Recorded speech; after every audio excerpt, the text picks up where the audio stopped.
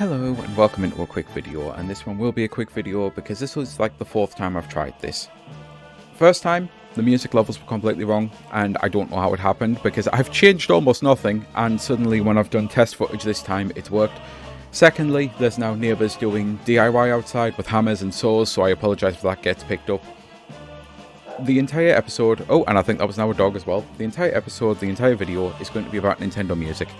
And I need to specify up front, obviously I am playing music from Mario Galaxy whilst playing The Legend of Zelda, and that's because even though my videos are not monetized in any way, shape or form, I'm still worried about the fact that videos might get copyright claimed. And even though I play a lot of game music on my channel because I just play the game audio, I don't know how this works when I'm playing Mario music on something that's a Zelda video. But the main reason I'm not using Zelda music is because I know that there's some scummy people out there who copyright claim songs and they're not Nintendo. So yeah, that's a fun one for creators out there. I only just found out about that recently, and it's the sort of thing that makes me worried because Ocarina of Time is being remade and it's probably going to have that music in it. So anyway, hopefully Nintendo sorted by that time. But yeah, the Nintendo Music app, when it came out at a time in my life when I was really struggling to read, so I didn't really have much use for it because it was only available on the phone as well.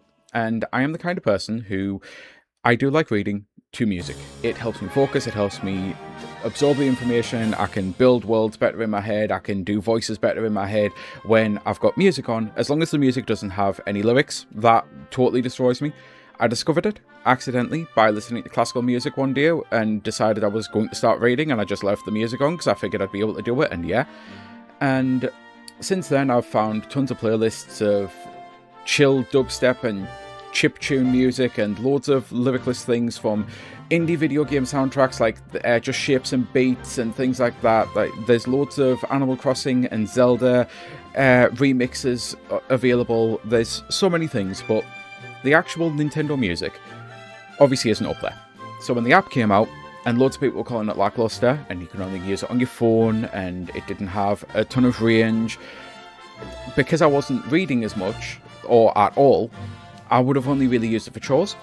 And not the recent Direct, but the Direct before, I forgot they announced it for the PC. So I suddenly realised I'm back to reading again. And I'm reading before bed as well. So I'm going to get it on my PC so that I can read on the morning, because I always boot my PC up and put my headphones on. And then, sorry, I've just hit the mic as well, and I've had to make sure it hadn't muted.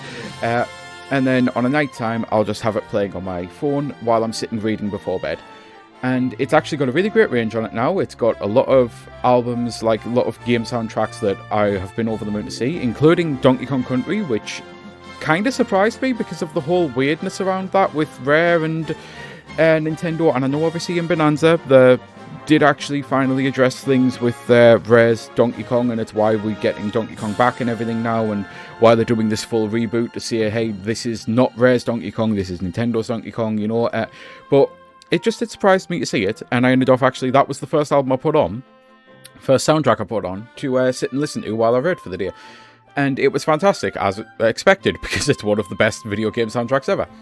So yeah, this video is essentially about, if you are the kind of person who didn't get around to giving it a try, for probably very valid reasons, that like I had, it's definitely worth taking a look at if you're on NSO, because it is still a free thing that you've got available to you. There is, like, it's not perfect still. Obviously, they're expanding the range slowly and surely, and that's great, but it's got a feature that I really, really wish, like, it's missing a feature, I mean, that I really, really wish it had. The ability to stream music from my PC and control it from my phone is something that I kind of really need in so many different ways. The amount of times that I'll be just getting up and I'll forgot that I was in the middle of listening to something, and it's like, oh yeah, I'll go back to listening to the end of that soundtrack because that's fine, and then it turns out the end of that soundtrack was actually 2 songs, and I'm not by my PC because maybe I'll have done chores, because sometimes it's a case of I put the music on with the intention of reading, then I do a chore, then that leads to another chore, then I start to read, but the music will be like changing while I'm out the room, and I suddenly will either get repeats, or on certain sites and services it does that auto shuffle and starts playing your shit that you'd never know what's like actually music you listen to and what's music that's just been generated by an algorithm and sometimes by an AI these days. It's one of those things. This is when I started to go off on side tangents on the first video, and I'm going to avoid that because I really don't. I just can't be asked. So it would be great if I could just swap my album over while I'm on my, like, if I'm out the room, if I could just pick up my phone and go onto the phone app and it recognise, yep, you are playing music on your account, your Nintendo account is currently broadcasting music on a PC, and just let me change it.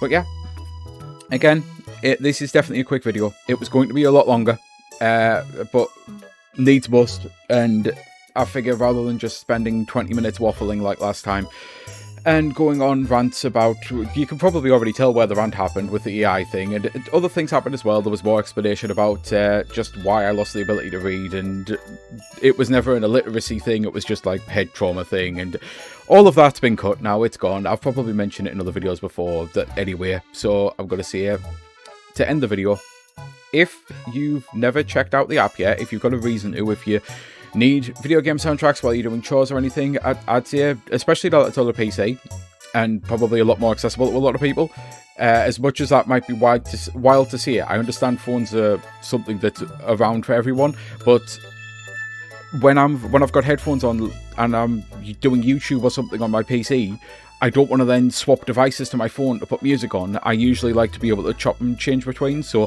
having it just in an all-in-one place is what makes it more accessible. And same for if you're the kind of person who uses YouTube and everything on your phone and then does the chop and change and goes to the phone app, you know? Yeah, if you've got access to it, I'd definitely say give it a check out, like, because it's still not perfect, but it's definitely getting there.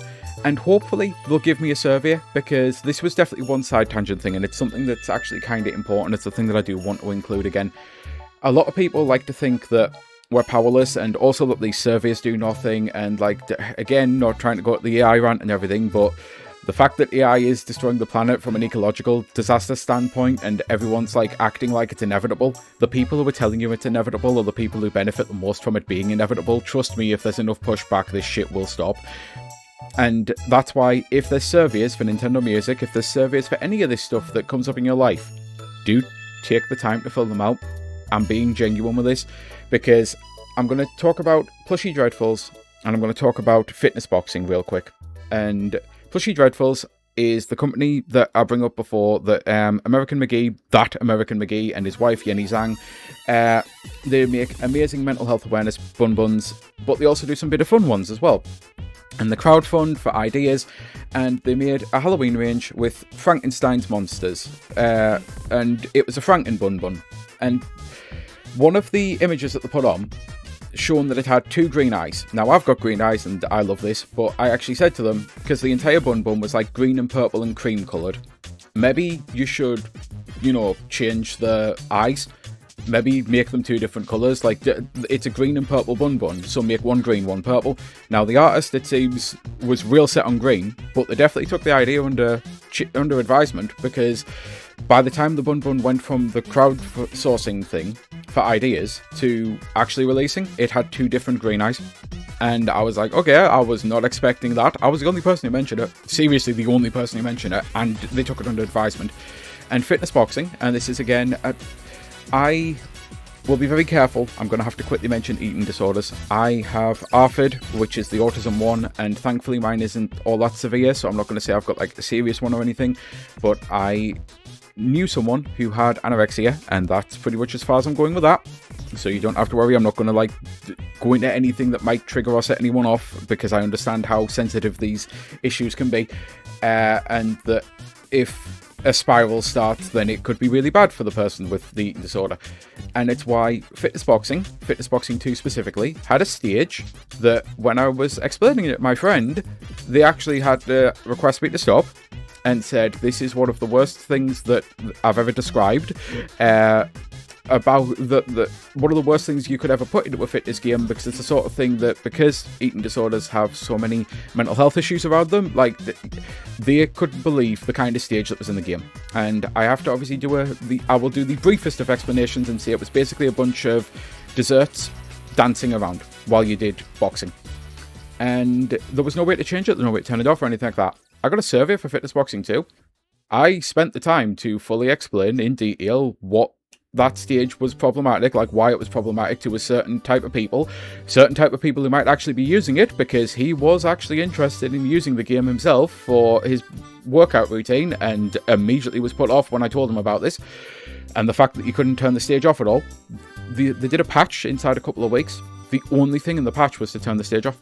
Like, all of the stages, obviously, but it was to be able to chop and choose and change stages at will. Your voice matters if you get these surveys. So maybe if Nintendo do a survey, they'll let me do a whole, hey, can I just control it from my app? But all of this here to try to give you the hopeful side message. And I've still went off on the tangents, mainly because I think the fucking power tools have stopped and I've been able to concentrate and focus on the video. And I don't want to now just redo the whole thing again. This is still going to be the end. But all of these things that say they're inevitable and they're powerless and all of these little changes that you want companies to do, but they never do because no one listens. It's not that no one listens. There is definitely some of that. But I also think, hey, speaking of Bunbuns, I also think it's a case of people don't voice it. And yes, there is always the vocal people online. There's usually a lot of obnoxious people with a lot of things like that. But constructive criticism is different from being obnoxious, for one thing. And on these surveys, when they genuinely ask you for what's a problem with this, that and the other, they're not doing it because they want to send it out and never take anything under advisement. They're doing it because they do actually need feedback. So if you've got the time, take the time to do them, because it does help.